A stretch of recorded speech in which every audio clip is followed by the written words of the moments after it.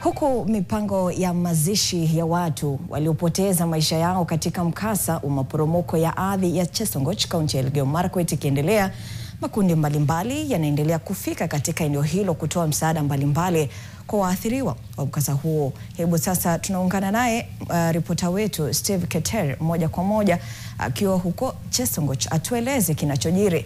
Steve, hebu tupashe zaidi. Naam, shukran sana mwenzangu Ruga. Kwa sasa niko katika shule ya msingi ya Chesongoch ambayo kwa sasa inatumika kama kambi ya wale ambao waliathiriwa na mkasa huo wa maporomoko ya ardhi yaliyotokea Novemba mosi.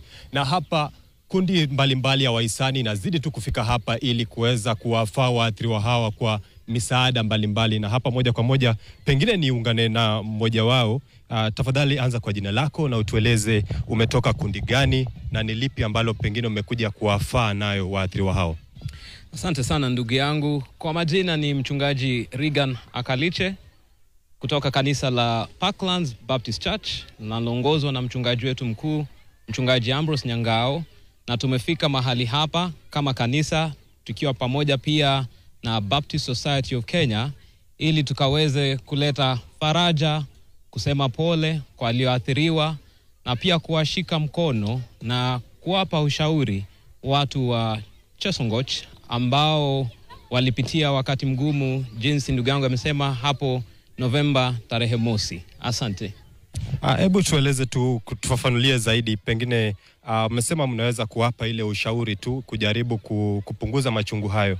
Siku ya Jumamosi, siku ya Ijumaa tarehe 21 kutakuwa na mazishi. Pengine mnaweza kuongelesha ili waweze, kuna wale ambao hadi kufikia sasa hawajaweza kupata miili ya wapendwa wao, mnaweza kuongelesha hadi waweze kukubali hali hiyo na jinsi mazishi atakapokuwa ili yeze japo kupunguza uchungu wao.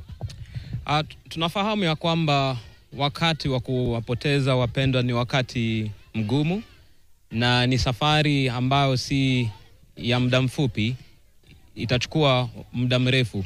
Na jambo la kwanza ni kueleza ya kwamba hii ni safari, na kwa hivyo kwa uweza wake Mwenyezi Mungu na support ya marafiki na pia wenzao walioko mahali hapa, kunayo matumaini kwamba zaidi ya Ijumaa, ingawaje kutakuwa na ibada, kwamba Mwenyezi Mungu yuko pamoja nao, na wengine pia wahisani, kanisa na wengine wengi tutazidi kutembea nao kwa uwezo wake Mwenyezi Mungu.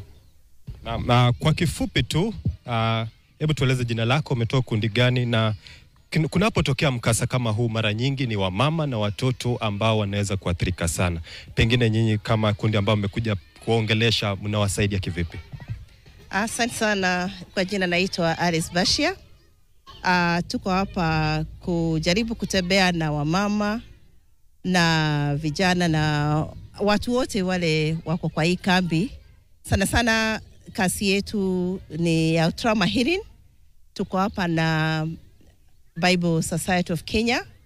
Wametufundisha jinsi ya kusaidia watu wanaopitia mambo ya trauma. Ile tunawasaidia haswa ni kutayarisha wakati ya funeral inakuja Friday. Wengi wao pia wanaumia, na ile tunafanya tu ni kujaribu kuwatayarisha ili ndio waweze kusimama kwa hiyo siku. Asante sana. Naam, shukran sana Ruga. Ni hayo tu ambayo tumeweza kuandalia kwa sasa, ila tutazidi kukita kambi hapa tuweze kuona jinsi mambo yalivyo hadi kufikia siku ya Ijumaa ambapo wale ambao walipoteza maisha yao wataweza kuzikwa. Kwa sasa narudisha kwako Ruga. Naam, asante sana Keter. Bila shaka tunashukuru ya kwamba unazidi kukita kambi na kutuletea taarifa hizo kadri tu zinavyochipuka.